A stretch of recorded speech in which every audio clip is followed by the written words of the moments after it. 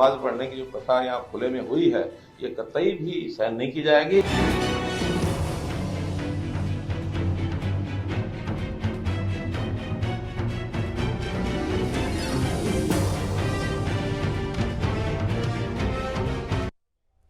नमस्कार, सुदर्शन न्यूज में आपका स्वागत है। मैं हूं मुकेश कुमार और आप देख रहे हैं जवाब तो चाहिए।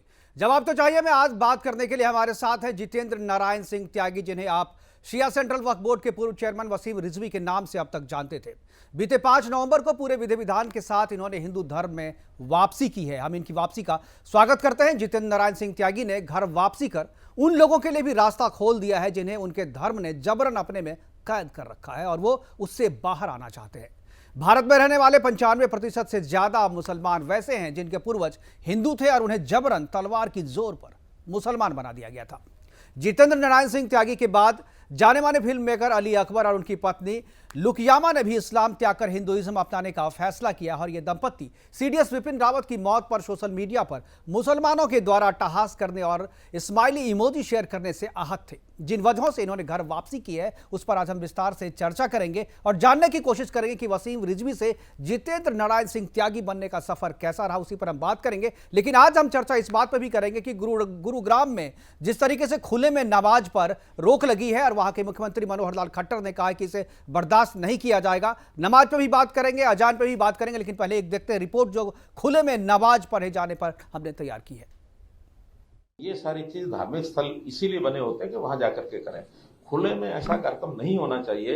ये नमाज पढ़ने की जो प्रथा यहाँ खुले में हुई है, ये कतई भी सहन नहीं की जाएगी।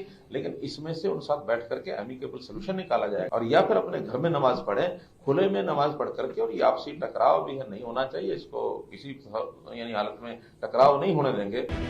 खुले में नमाज पढ़ने की प्रथा को बर्दाश्त नहीं किया जाएगा।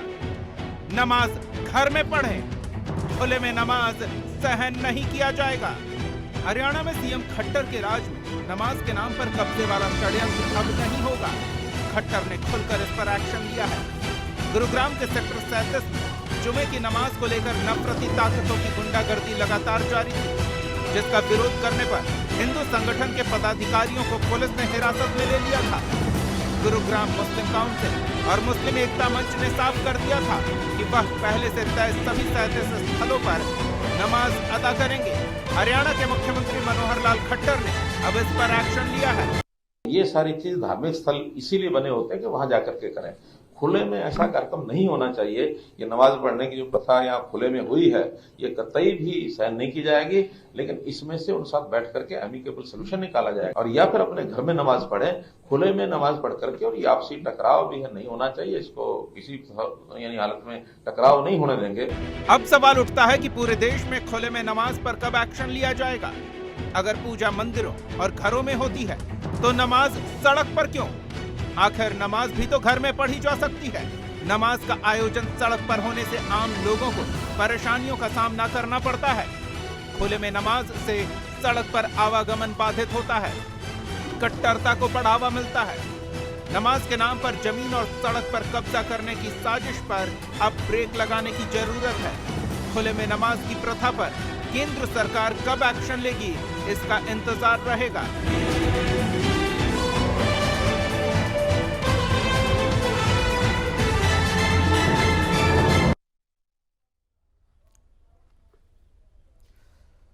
तो आज हम सड़क पर नमाज और इलाके में राज क्या है इसका राज। इंडोनेशिया में करीब 8 लाख मस्जिद है जो सबसे ज्यादा है, वहां पर नमाज पढ़ी जा सकती है। बावजूद इसके लोग सड़कों पे आकर के नमाज पढ़ते हैं, खुले मैदानों में आकर के नमाज पढ़ते हैं। इस पर आज हम चर्चा करेंगे। मेहताब उस्मानी हमारे साथ हैं और उसके अलावा हमारे साथ जितेंद्र नारायण सिंह त्यागी हमारे साथ स्टूडियो में मौजूद है। उनसे दोनों से हम बातचीत करेंगे और चर्चा की शुरुआत हम सबसे पहले हमारे साथ जो स्टूडियो में वसीम रिजवी साहब जो कि पहले थे, अब जितेंद्र नारायण सिंह त्यागी के नाम से हैं, इन्होंने हिंदू धर्म में वापसी की है।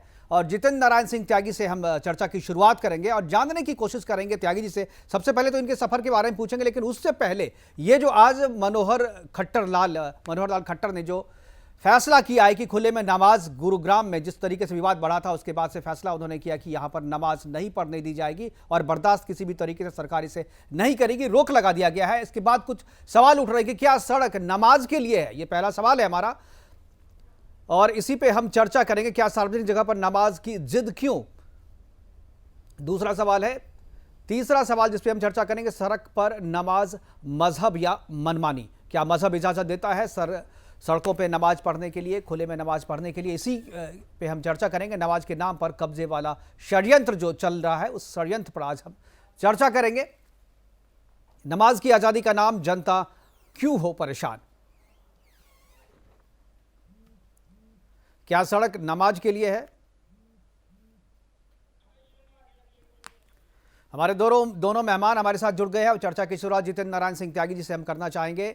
सबसे पहले दोनों मेहमानों का स्वागत है। और जितेंद्र नारायण सिंह त्यागी जी, मैं आपसे चर्चा की शुरुआत करूंगा। और सिर्फ नमाज की बात नहीं है, अजान की भी बात है। अजान पे भी काफ़ी चर्चा हुई, काफ़ी हो हंगामा हुआ कि सुबह सुबह अजान, आप सोए रहते हैं और इस समय में नमाज से पहले जो अजान होती है लोगों को जगाने के लिए, इस अजान से भी लोगों को परेशानी होती है। और परेशान करने वाली की अगर अपनी परेशानी आप जाहिर करते हैं तो फिर आपसे लोग परेशान हो जाते हैं और आप फिर जो है निशाना बनते हैं और आप पे निशाना साधा जाता है उन कट्टरपंथी मजहबियों के द्वारा जो इसे अजान को पवित्र मानते हैं। सबसे पहले मैं आपकी प्रतिक्रिया चाहूंगा कि अजान और नमाज, ये जो दोनों चीजें हैं, क्या आपको लगता है कि इस्लाम में इस तरीके की इजाजत दी जानी चाहिए, खुले में नमाज की और सुबह में जो अजान, जबकि दूसरे देशों में, भारत के अलावा किसी दूसरे इस्लामिक कंट्री में इस तरह की अजान की प्रथा नहीं है?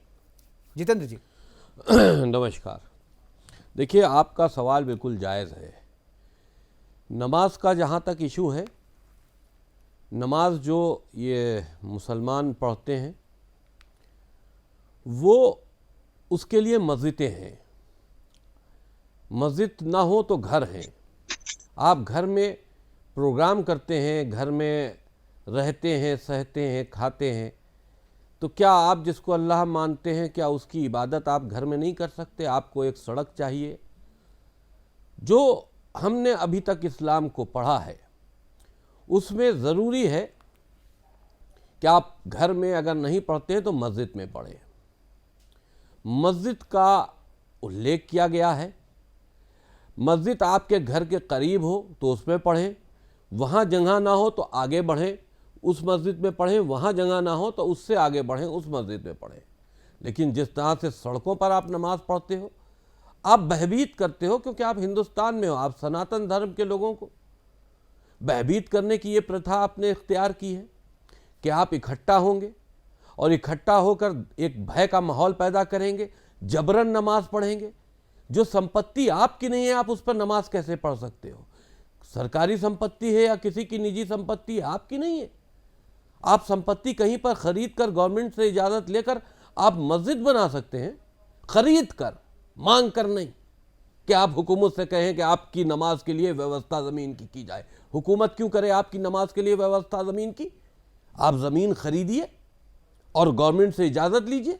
अगर गवर्नमेंट वहाँ पर मस्जिद बनने की इजाज़त देती है तो आप मस्जिद बनाइए, नहीं तो मस्जिद की ज़रूरत नहीं है। आप अपने घर में नमाज की पढ़िए, इबादत कीजिए। आप तो कहते हैं अल्लाह हर जगह है, क्या मस्जिदों ही में सिर्फ अल्लाह है? आपकी इबादत सिर्फ मस्जिद से कबूल होगी? आपकी इबादत अगर आप सच्चे दिल से कर रहे हैं तो कहीं से भी कबूल हो सकती है। आपका ये विचार होना चाहिए, इस पर आपका भरोसा होना चाहिए। बिल्कुल। मेहताब जी, आवाज़ सुन रहे हैं आप, क्या कहेंगे? क्या जिस तरीके से जितेंद्र नारायण सिंह त्यागी जी कह रहे हैं कि आपको लगता है कि सही है, और जिस तरीके से खुले में नमाज पढ़ने को लेकर के टकराव हो रहा है दो समाजों के बीच में, उसे दूर करने के लिए हालांकि गुरुग्राम में तो रोक दिया गया है, लेकिन बाकी जगहों पे प्रयास जारी है। अभी नोएडा में भी रोका गया है, लेकिन बाकी जगहों से हमारे पास खबर आ रही कि खुले में नमाज अभी भी पढ़े जा रहे हैं। जी जी, देखिए ऐसा है, ये सत्ता का नशा है जो सर पे चढ़ के बोल रहा है। ठीक है, किसके सर नहीं? और पहली बात ये, आपके सत्ता का नशा है, बीजेपी के सर पे चढ़ के बोल रहा है। वरना दो हिंदू आप पर नशा किसका है? हमारे पास उस्मानी साहब, आप पर नशा किसका है? आपके ऊपर ISIS का नशा है जो सर काटने को तैयार है। आपके ऊपर किसका नशा है? आप दुनिया को भयभीत करना चाहते हो। आपके ऊपर किसका नशा है कि आप हिंदुओं को परेशान करना चाहते हो? ये नशा क्या है? अगर जायज बात आपसे की जा रही है, आप सिर्फ इतना जवाब दे दीजिए, क्या जबरदस्ती जो संपत्ति आपकी नहीं है, एक गवर्नमेंट की संपत्ति है या किसी और की संपत्ति है, तो उस्मानी जी आप सिर्फ इतना बता दीजिए, जहां पर आपको मनादगी हो रही है, जो संपत्ति आपकी नहीं है, आप उस पर जबरन नमाज पढ़ेंगे। ये आपकी शरीयत जो है आपको उसकी इजाजत देती है जबरन कोई काम करने की, इबादत करने की? इसका जवाब चाहिए। सवाल भी खुद कर रहे हैं, जवाब भी खुद दे ठीक रहे है हैं। ठीक तो है, आप ही बोल लीजिए, अब ये मैं सुनेंगे, चले आप सुनेंगे, बताइए बताइए, आप बताइए। सुनने का इनकी कमी ये है कि ये सुनते नहीं है किसी की। ठीक है, आप सुनिए ना। आप सुनो ना, आप तर्क से जवाब दे दीजिए ना, जब आप इधर उधर भागते हैं तो जवाब कुछ ये है, मजबूरी होती है जवाब कि ये आपको है, टोका जाए। अगर आप सुन लीजिए, जवाब ये है, अगर आप खुले में नमाज के लिए पाबंदी लगाते, रोड पे तो पहली बात नमाज नहीं पढ़ी जाती। रोड पे हमने ही पहले ऐलान कर दिया था कि रोड पे नहीं, जहां सरकार ने जगह मुकर्रर की है वहां जाके आप नमाज पढ़ सकते हो एक साइड में। ठीक है। दूसरी बात कि अगर आप खुले में नमाज पे पाबंदी लगाएंगे तो जितने कीर्तन होते हैं खुले में वो नहीं होंगे, भंडारे जो इतने रोड के किनारे होते हैं वो नहीं होंगे, कांवड़ सेवा नहीं होगी, रोड पे कोई चीज नहीं होगी, सब पे रोक लगानी पड़ेगी आपको। आप अगर एक नमाज धर्म की पे तुलना अगर कांवड़ यात्रा से प्राइवेट और भजन कीर्तन से कैसे कर सकते हैं? बिल्कुल किस आधार पे कर सड़क सकते पे होते हैं? हैं सारे काम। अब कांवड़ मेन रोड लेकर पे के होते हैं, सड़क पे नहीं जाएंगे तो कहाँ जाएंगे? वो तो यात्रा है ना, क्यों है तो सड़क यात्रा? पे ही जाएगी ना वो। घर में करो अपने यात्रा। आप एक बात बताइए, आप जुलूस निकालते हैं, आप धार्मिक जुलूस निकालते हैं, उस धार्मिक जुलूस को आप सड़कों से ले जाते हैं, तो आप ये बताइए आपको उन धार्मिक जुलूसों के लिए कभी रोका गया? की जरूरत क्या है? धार्मिक जुलूसों को जो आप ये कहते हैं कि मैं इसको यहाँ से यहाँ ले जा रहा हूँ, उसके लिए आपको कभी रोका गया? आप सड़क को या आप किसी जगह पर खुले में नमाज पढ़ना, आप हमें एक बात बता दीजिए, नमाज का मकसद क्या है? नमाज का मकसद समझा दीजिए। आप किसी बेवकूफ इंसान से बात नहीं कर रहे हैं, मैं इस्लाम को अच्छी तरह से जानता हूँ। आप नमाज का मकसद बताइए, नमाज का मकसद क्या है? नमाज का मकसद क्या है? मोहम्मद ने कब खुले में नमाज पढ़ी है बता दीजिए। मोहम्मद ने कब खुले में इमामत की है बता दीजिए। आपके खलीफाओं ने कब खुले में नमाज पढ़ी? बोलो पहले तो। अरे हम मोहम्मद को मोहम्मद बोलते हैं साहब, आप लगाते रहिए। मोहम्मद ने खुले में नमाज कब पढ़ी या मोहम्मद ने खुले में नमाज कब पढ़वाई, ये बता दीजिए। जुबान संभालो अपनी। पहले आप हमें बताइए, नमाज पढ़ने के लिए मस्जिद बनाई जवाब तो दीजिए, आप जवाब तो दीजिए। मोहम्मद ने नमाज पढ़ने के लिए मस्जिद बनाई, अगर मस्जिद बनाई गई है खुले में नमाज पढ़ने के लिए, तो मस्जिद बनाई गई है नमाज पढ़ने के लिए, तो खुले स्थान की आपको क्या जरूरत है? ठीक है ना, हम किसी देवी देवताओं का अपमान नहीं करते, हम राम जी कह के बोलते हैं। अगर आपको बात करनी है तो मोहम्मद साहब बोलोगे। अरे भाई मैं किसी आतंकी को साहब नहीं कहता। आप आतंकवादी हो। अरे भाई मुझे आप कुछ कहते रहिए। मोहम्मद आतंकी है, मैं उनको कैसे साहब बोल दूं? मेरे विचार से मोहम्मद आतंकी है। मैं बार बार बोल रहा हूँ, मेरे विचार से मोहम्मद आतंकी। आप मेरे विचारों को अपने विचारों से नहीं कत्ल कर सकते। आप मेरे दिमाग में अपनी विचारधारा थोड़ी ज्यादा। देखिए जितेंद्र नारायण त्यागी जी का अपना ये पर्सनल व्यूज है और उसी से आहत होकर के उन्होंने घर वापसी की है। अरे घर वापसी करी हो, महल वापसी करी हो, हमें उससे कोई मतलब नहीं। ऐसे गंदे आदमियों का इस्लाम में कोई जगह नहीं है। अरे भाई मैं वो बात मुझे गंदा कब आपने महसूस किया कि मैं गंदा हूँ? अगर मैंने आपसे सवाल पूछ लिया तो मैं गंदा हो गया? मैंने आपसे कुरान में से आयतें हटाने को कह दिया, मैं गंदा हो गया? मैंने इस्लाम को रिफाइन करने की बात कर दी तो मैं गंदा हो गया? आप रिफॉर्म नहीं चाहते, आप बदलाव नहीं चाहते, आप कत्लो-आम और कत्लो-आम को अपना मजहब कहते हो। आपको कहते हो कि आप इस कत्लो-आम को आप इस्लाम इजाजत देता है, तो आप अगर इस तरह की जानवरों जैसी अपनी हैसियत बनाना चाहते हो तो भाई वो आपको मुबारक हो। लेकिन मेहताब उस्मानी जी, एक सवाल है इन्होंने पूछा है, जितेंद्र नारायण सिंह त्यागी जी ने पूछा है कि आपको कब लगा कि ये गंदे हैं? इस्लाम में आपने कहा नहीं कि ऐसे गंदे लोगों की जरूरत नहीं है, तो कब इनकी कौन सी ऐसी बात है जो आपको लगा कि ये गंदी बात है? आप सुनिए कब लगा। जो इस्लाम में रह के इस्लाम के जन्मदाता मोहम्मद साहब को गलत बोल सकता है तो वो गंदगी नहीं होगी? क्यों? क्या मैंने तो सवाल खड़ा किया ना, जवाब दे दो ना। ये सीधा सीधा कहो कि इस्लाम में जवाब देना, सवाल पूछने का अधिकार नहीं है। आप ये कहो कि इस्लाम में सवाल पूछने का अधिकार नहीं है तो गंदगी नहीं होगी। अगर हम यहाँ बैठे राम के बारे में कुछ गलत बोलते हैं तो गंदगी नहीं होगी। मोहम्मद पर आप जवाब दीजिए ना। भगवान के बारे में अगर ये गलत बोले यहाँ बैठ के, आप तो हिंदू धर्म जितेंद्र नारायण जी, ये आपका निजी मामला है कि हम किसी का अपमान नहीं करते, पूरी दुनिया हम किसी का अपमान नहीं करते, हम सम्मान करते हैं। एक बात कहना पहले तो इनको बोलो कि पहले मोहम्मद साहब के बारे में एक शब्द ना बोले। इन्होंने धर्म छोड़ दिया है, हमारे धर्म को उंगली उठाने का अधिकार नहीं इनको। पूरी दुनिया में इस्लामी का आतंकवाद कायम हो चुका है। आप ये बताओ कि सनातनी जो धर्म के मानने वाले हैं वो आपको कहां पर आपको दुनिया में जलील कर रहे हैं, कहां पर आपकी गर्दनें काट रहे हैं? एक सवाल और है मेहता कर रहे हैं आप तो पूरी दुनिया में आतंक मचाए हुए हो। आप पूरी दुनिया में आतंक मचाए हुए हो। जितेंद्र एक सवाल और तो आप जलील कर दो किसी को भी। एक सवाल और है, ठीक है, एक सवाल संरक्षण मिल गया तो जलील करोगे क्या? मैं जलील करने की बात नहीं कर रहा, मेरे विचारों को आप बताओ ना, मेरे सवालों का जवाब दो। आप मुद्दे पे क्यों नहीं आते? आप मेरे सवालों मुद्दे पे आ गए। बताओ खुले में नमाज पढ़ना कैसे जायज है? मुद्दे पे आ गए, मुद्दे पे आ गए। खुले में नमाज पढ़ना कैसे जायज है? और नमाज के लिए लाउड स्पीकरों की इजाजत क्यों है? क्यों आपको लाउड स्पीकर चाहिए अजान देने के लिए? और नमाज से अजान से मतलब क्या है? आप जवाब दो। चलिए आप जवाब दीजिए। ठीक है, ठीक है, आपने सवाल पूछ लेगा, जवाब जी। आफ्ताब जी बताइए, 2 सवाल पूछा है, क्यों जायज है खुले में नमाज पढ़ना और लाउड स्पीकर लगाना अजान के लिए, क्यों जायज है? सर खुले, देखिए आप मुझे बताइए कौन से धर्म में मंदिर पे लाउड स्पीकर ने अरे मंदिर पे छोड़िए, आप आपसे मंदिर की बात नहीं कर रहे हैं ना, इन्होंने आपसे सवाल पूछा है ना, नमाज की बात हो रही है, आप उस पर रहिए ना। वो मंदिर में बात करेंगे ना बाद में। मंदिर पे कहीं पे लाउड स्पीकर नहीं लगता है, अब आप गलत कह रहे हैं। आप लाउड स्पीकर कभी किसी मंदिर पर नहीं लगा। सुन लीजिए, अरे सुनना तो नहीं चाहते आप। ठीक है, आप बोलिए बोलिए बोलिए। सड़क की बात थी तो उलेमाओं ने ये मीटिंग करी थी कि सड़क पे आने जाने वाले को कोई परेशानी नहीं हो। अरे ये मुल्लाओं का हिंदुस्तान है क्या? जब मुल्लाओं ने मीटिंग की थी, तुम्हारे बाप का मुल्लाओं ने मीटिंग की थी, तुमने खरीद के दे दिया क्या हिंदुस्तान? हमारे खून पसीने से बना है हिंदुस्तान। तुम तो गुलामी करते थे, तलवे चाटते थे अंग्रेजों के। पसीने से बना है तो हिंदुस्तान को खंडित तुमने एक तुम्हारा तो मुझे बता दो, आजादी की लड़ाई में तलवे चाटने वाले हमें बता रहे हैं कि तुम्हारे बाप का हिंदुस्तान है। किसने टुकड़े करोगे? मेरा बाप का हिंदुस्तान है, तुम्हारे बाप का अफगानिस्तान है, तुम्हारे बाप का पाकिस्तान है। हमारे बाप दादा ने कुर्बानी दे के हिंदुस्तान आजाद तो ले लिया तुमने पाकिस्तान और बांग्लादेश, उसकी तुम्हारे जैसा अंग्रेजों के तलवे नहीं चाटे। से बात करते हो कि हिंदुस्तान तुम्हारा अंग्रेजों के। हिंदुस्तान की अगर आजादी में मुसलमानों का हाथ था तो मुसलमानों ने सौदा करके हिंदुस्तान को खंडित कर दिया। 2 टुकड़े ले तो लिए अपने लिए, और क्या लोगे? वाले हमें गुलामी, हमें मत बताइए गुलाम, आप गुलाम हो अंग्रेजों के।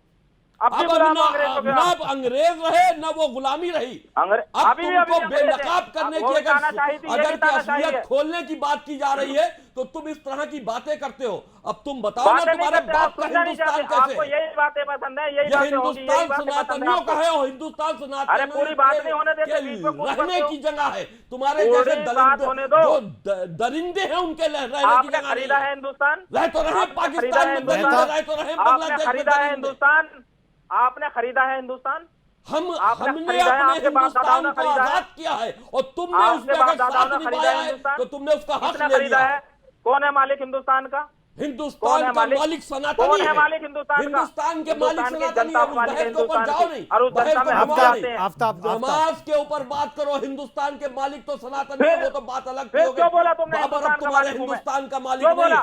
लेकिन अब एक बात ये बताओ, खुले में नमाज पढ़ना जायज क्यों है और लाउड स्पीकर के ऊपर आजान देना क्या जरूरी है? खुले में नमाज पढ़ना जायज है क्योंकि मस्जिद नहीं हमारे पास। मस्जिदें नहीं है तो मस्जिदें आपके पास हैं, इतनी है कि मस्जिदों में जगह बहुत है। 3 लाख जमीनें खाली करो बोर्ड की, सारी मस्जिदें खाली कराओ बोर्ड की।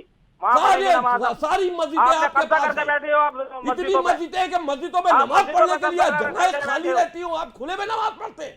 अरे एक मस्जिद में जगह नहीं है तो दूसरी मस्जिद में जाइए, दूसरी मस्जिद में नहीं है तो तीसरी मस्जिद में जाइए, जहाँ जगह हो वहां जाइए। नहीं तो अपने घर में पढ़िए। घर में क्या?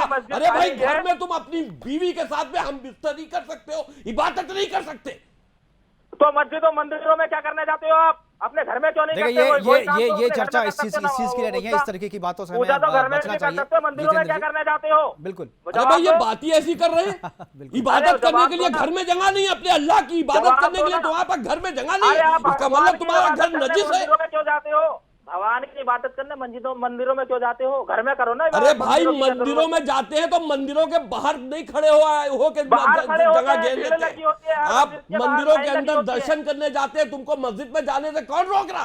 दर्शन का जाओ ना मस्जिद के अंदर। नमाज में 5 मिनट दर्शन। मस्जिद दूर दूर तक नहीं है, नमाज पढ़ोगे तुम जमीन के ऊपर। बिल्कुल पढ़ेंगे। कैसे पढ़ोगे देख लिया जाएगा। ऐसा थोड़ी ना है कि आप नमाज पैदा करोगे और उसके बाद हिंदुओं को भयभीत करोगे। हमें दिखा दो, हमारी मस्जिदें खाली करो जो कब्जा करके बैठते हो। मस्जिदें खाली करो, वो मंदिर खाली कराने हैं जिस पर मस्जिदों का कब्जा है। अरे बताओ ना कितनी मस्जिदें जो है वो मंदिर बन गई है।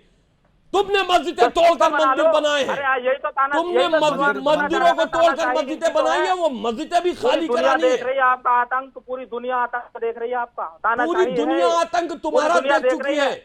यहाँ पर कोई ऐसा इतिहास नहीं है कि जहां पर कोई मस्जिद तोड़कर मंदिर बना हो। यहाँ पर 3000 मस्जिदों के ऐसे मंदिरों के इतिहास है जहां पर मंदिरों को तोड़कर मस्जिद बनाया है तुमने। अरे इतिहास तो जने क्या क्या है, अरे अपने मतलब से क्या क्या है? इतिहास तो तुम्हारा कुछ नहीं है। 1400 साल पहले तुम क्या थे? तुम्हारा इतिहास क्या शुरू होता है? 1400 साल पहले एक आतंकी मोहम्मद से मुसलमान थे और अब भी मुसलमान है और मरते दम तक मुसलमान है। एक आतंकी मोहम्मद से तुम्हारा इतिहास शुरू होता है, जिसने आतंकी साजिश रची है, जिसने आतंकी साजिश अरब में रची, रेगिस्तानों में बैठकर मुसलमान का, और वही बेहतर रहेगा मरते दम तक। हमारा खून बदलेगा नहीं, आपकी तरह दोगले नहीं है हम।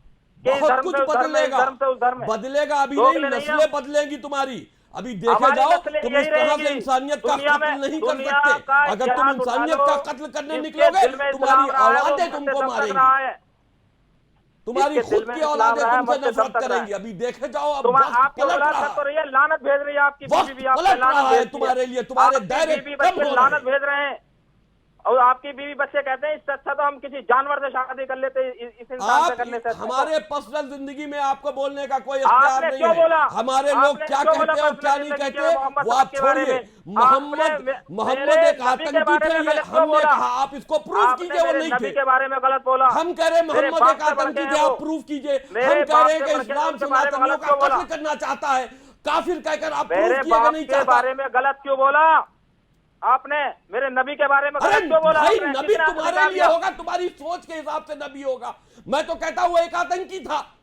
तो तुम्हारी बीवी भी तो यही कहती है तुम आतंकी हो। अरे हम कह रहे हमारी बीवी कहे, बच्चे कहे, हम उन सब का विरोध करते हैं जो मोहम्मद को नबी मानता हो। तुम्हारी बीवी ये कहती है, तुम्हारे बच्चे। अरे भाई बीवी से इस्लाम थोड़ी ना चलता है, ना औलादों से चलता है। इससे अच्छा तो हम किसी जानवर को पाल लेते घर में। जानवर तो आप लोग हो किसी जानवर को पाल लेते। कम से कम हम कत्ल तो नहीं कर रहे, कत्ल तो आप लोग कर रहे हो, शिकार तो आप लोग बना रहे हो। हम तो मोहब्बत की बात कर रहे हैं, हम तो इंसानियत की बात कर रहे हैं। तुम लोग साजिशन कत्ल की बात कर रहे हो, कत्ल करने की साजिश कर रहे हो। हिंदुओं का एक बड़ा कत्लेआम चाहते हो। तुम जिस तरह से हिंदुओं को अपमानित करते चले आ रहे हो, उस तरह से अपमानित आज भी कर रहे हो। तुम खुले में नमाज पढ़ना, तुम हिंदुओं को भयभीत करना चाहते हो, हिंदुओं को अपनी मेजॉरिटी दिखाकर उस क्षेत्र को खाली कराना चाहते हो, उनके मकान खरीदना चाहते हो। ये सारी प्लानिंग तुम्हारी है, वरना नमाज का कोई इतना बड़ा इशू ही नहीं है। नमाज घर में पढ़ लो, तो पूजा भी घर में कर लो। पूजा का कोई पूजा होती नहीं है क्या घर में? कौन आदमी वहां पूजा सड़क के ऊपर करता है, मंदिरों में करता है, घर में करता है? तो नमाज मस्जिदों में सड़कों पे पूजा करते किसको देखा आपने? खाली जमीन मैदान में किसको देखा आपने पूजा करते? सर मैं आपको 1000 दिखा सकता हूँ। हफ्ते में 2 बार इतने बड़े बड़े टेंट लगते हैं, उनमें भंडारे कीर्तन चलते हैं। भंडारा कीर्तन आपके पास ना जानकारी नहीं है मेहताब। ये भंडारा कीर्तन जो है ना, उसकी तुलना पूजा और नमाज से नहीं की जा सकती। दोनों अलग अलग चीजें हैं। आप सनातन धर्म में वापस आइए, आपको समझा दिया जाएगा। आपको जितेंद्र नारायण सिंह त्यागी जी समझा देंगे जो आप कह रहे हैं। आपको समझ में नहीं आ रहा आप क्या कह रहे हैं?